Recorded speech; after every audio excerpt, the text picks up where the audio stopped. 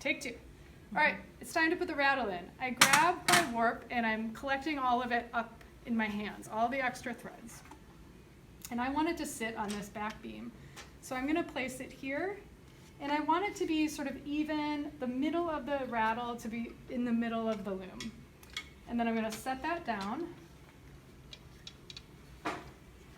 And now it's my job to spread those in, all these inches that I marked, into their individual inch sections here.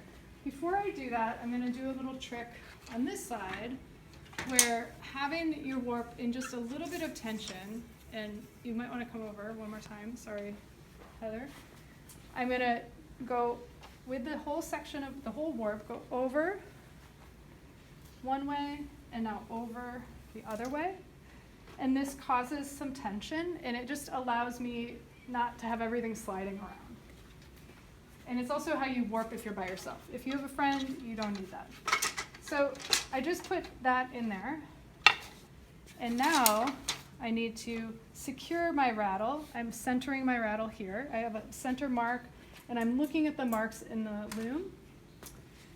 And I'm gonna come up and use the zip ties. I don't know why I'm such a big fan of the zip tie lately, but these reusable ones are handy if you put them on properly, which that one wasn't. So one zip tie won't fit around this. I ordered some new ones that are longer, but what it means is that you take the zip tie, because you have to make sure it's going the right way. They're both with the teeth the right way. Coming up and around, finally securing it. Some people tie this on. Again, I don't know why I love the zip tie, but somehow it makes my life a little easier. Secure it on both sides.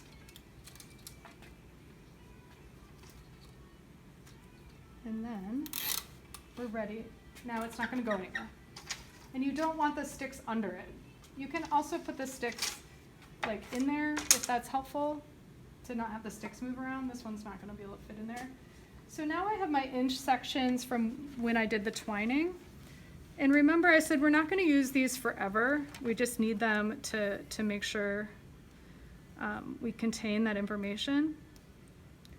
So I'm going to undo this knot, which I tied very tightly. Not losing that information, I guess, is good. And again, let's not cut it, let's just untie it. And what's cool now with this system is I can take that inch, it's my first inch, goes in the first nail. Here's my second inch. So I'm kind of untwining it at this point. And then you have to lift and move the other ones out of the way, right? So here's my second inch. I don't want that coming with me. It's easier said than done. Third inch. Ta-da! Fourth inch. Ta-da! Until they're all spread out into their inch sections. Now I just have two more, or maybe three more, two more. Let's see here. 1, 2, 3, 4, 5, 6, and then on this side I'm gonna have 8. So the twining can come out. It did its job. It captured that inch, those inch measurements. Maybe. There we go. A lot of doing and undoing, right? But I promise it might save you time in the end. All right, we still have our original cross tie in there, and we're just gonna leave that because it's not bothering anyone, and if for some reason we still need it, we'll have it. So let's do the final section here with the twining. And you can see I moved out from the middle. On this side, it's going the other way, and so I know there's 8 inches, so I'm gonna go 1, 2, 3, 4, 5, 6, 7, 8, right? And now this is my first untwining inch, and I'm gonna place that over in the 8th position. 1, 2, 3, 4, 5, 6, 1, 2, 3, 4, 6, 7, 8. Perfect.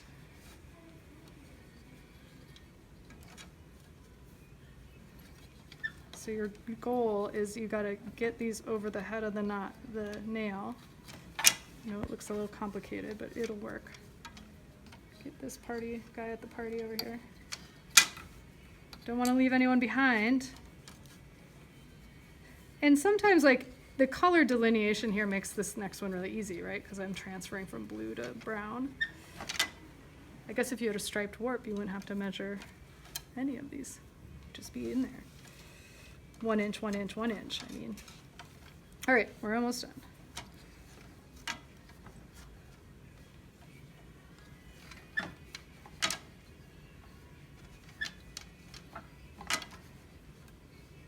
See if I counted right. Maybe. Yes, I did.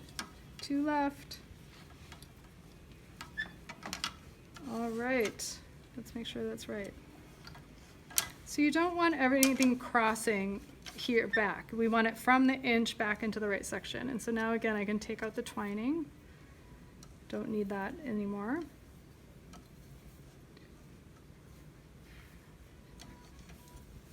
It's maybe easiest when you're going just to do it, as opposed to the end, which is what I'm doing. Ta-da! Okay, so now we have the 14 inches in the cross, spread into its 14 inches in the raddle. And we will stop the video and then start because it's time to wind on.